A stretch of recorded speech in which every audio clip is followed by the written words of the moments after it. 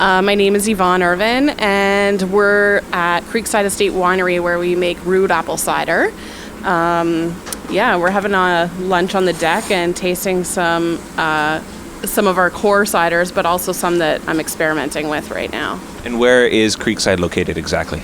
We're in Jordan Station, really small town just outside of St. Catharines. And you have Rood apples, which is your cider portfolio, along with all the wine that comes with the rest of the group here. Tell us a little bit about the original that you have, and then maybe we'll get into some of the fun ones that we have in front of us. Sure. So we started getting into cider about 3 years ago. And so I got to start experimenting with that. I'm kind of coming from a winemaking background, so I did do some training at Brock University just to get a little bit more skill about cider specifically, because there's some similarities, but also a fair amount of difference. So I think coming at it from that point of view, it's, maybe making a little bit of a different cider. And here at Creekside, we always like to do things a little bit differently. So we kind of started by just tasting what's on the market right now, particularly like what's in the LCBO, to get an idea of, what the trends are, what people are drinking, what consumers seem to like, and then versus what we want to do and what we want to make. So I guess part of it was we found a lot of the ciders on the market were a little bit sweet for our taste, or maybe specifically mine. So I wanted to make a cider that had some sweetness to it, because we felt like that was a little bit more approachable to the average consumer, but was sort of toned down a notch. I really like the acidity and sort of the structure that you can get in a cider, so I try and make a cider that is kind of balanced in all of those ways. And you produce right here out of the estate, correct? Yes, we do everything here for the fermenting. We aren't set up to bottle, so there are certain parts like that get done at other establishments. You have a whole network here, and the property itself. Do you source the apples, or do you source some of the other elements that might be going into it? So we get apples, and it gets juiced for us from the Logan family out in Elmira. And they have worked with us since the beginning and have helped us create a blend of apples that we want. He was also able to teach us a little bit going into it about what apples are going to give what qualities, and I started to learn a little bit about that with my own research and training. And he's just done so well. We have gotten multiple batches from him, and all of our juice is sourced from him, and we just really love working with them. Tell me a little bit about the flagship and what you started with there, and where we're going to down the road with some of the other stuff we're trying today. So we started with our core cider, Rood apples, and that was meant to be a little bit more mainstream. It was from the beginning going to be an LCBO product, and now, I went on mat leave for a year, so I've been back for a few months now and trying to get back into it, and I have the opportunity now to start making some side projects with it.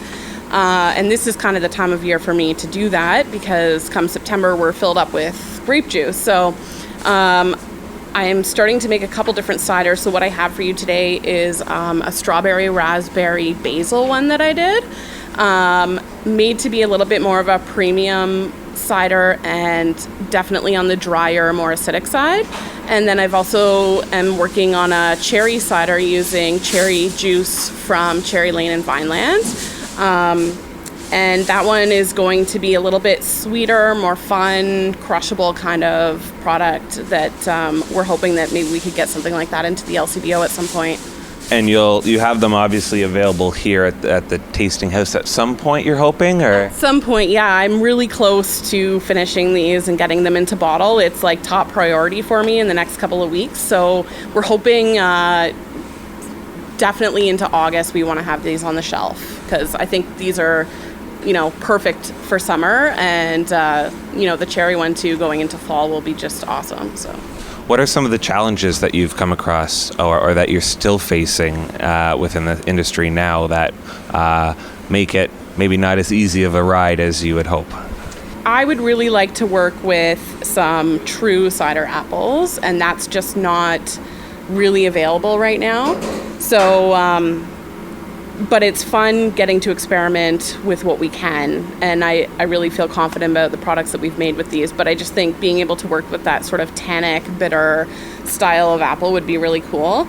I think getting your product out there, and, you know, we work under the system of working with the LCBO a lot, and that's sort of what gets most ciders out to consumers. But trying to make people aware of other fun stuff you're doing like this that, you know, may not be seen on an LCBO shelf, but there's lots of cool things happening at cideries all over the place. So just getting a little bit of exposure out there and making the public see what we're doing. I think it's also important to make them realize that we are using true apple juice. We're not using concentrate and everything. It's really important for us that every one of our ingredients is from Ontario. It's an interesting industry because we see the same side of things. We're not producers. We're trying a little bit of homebrew stuff here and there, but I think we see a lot of the similar challenges where there is an upward trend. Obviously, the number of cideries has doubled in the last 2-3 years. We're up to about 90 or so on a map that we made, cidersofontario.ca, a little plug in there, and we put all of the different ciders there so you can go see and what's available and where and so on. And I think a lot of it, like you were saying, goes back to about consumer awareness and that learning process.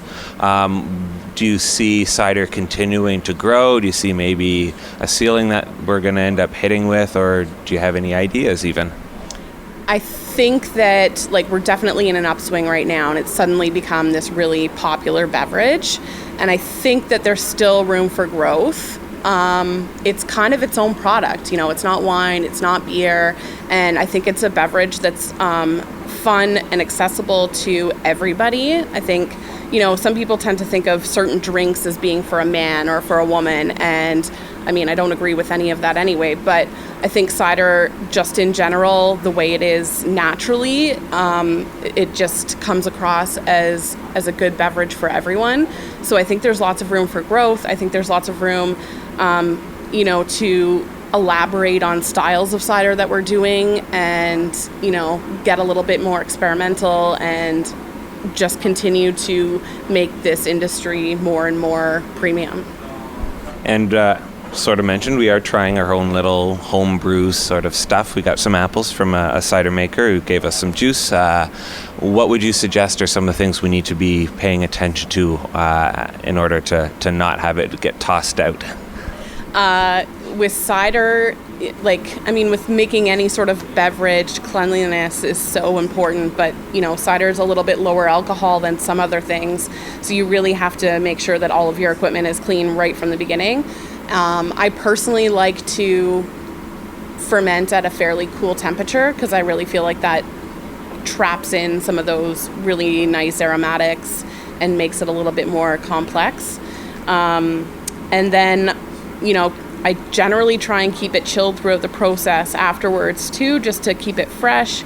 Cider is basically made up entirely of malic acid, which if you don't sort of protect that or preserve that, somehow can easily turn into lactic acid, and then you're left with a nice buttery cider with no acidity or no perceived acidity. So I always try and manage it so that I keep all of that malic acid in there to keep it nice and crisp. Excellent. And if people want to get some more information about what you're doing and where a product is, where can people go? If you go to creeksidewine.com, and is there a Rood Apples? Yes, we have a Rood Apples landing page right now. We're actually in the process of blowing up our website. So within the next 2 months, you'll see a new website from Creekside go live. And because cider has made such a firm hold here, we'll have a little bit of, like, dare I say, a microsite inside of that. So just keep watching, because there's a big story behind where Rood came from, like Evie alluded to, and where it's going. So it deserves a little bit more love. But on social media, we're everywhere. You can't keep us down. So if we can bring cider out and share it with someone, you'll find us and follow us on those platforms as well. Yeah, Instagram and Facebook, we're there. Well, thank you very much for the time here, and I'm looking forward to getting a chance to sample some of the new ones. So, thank you.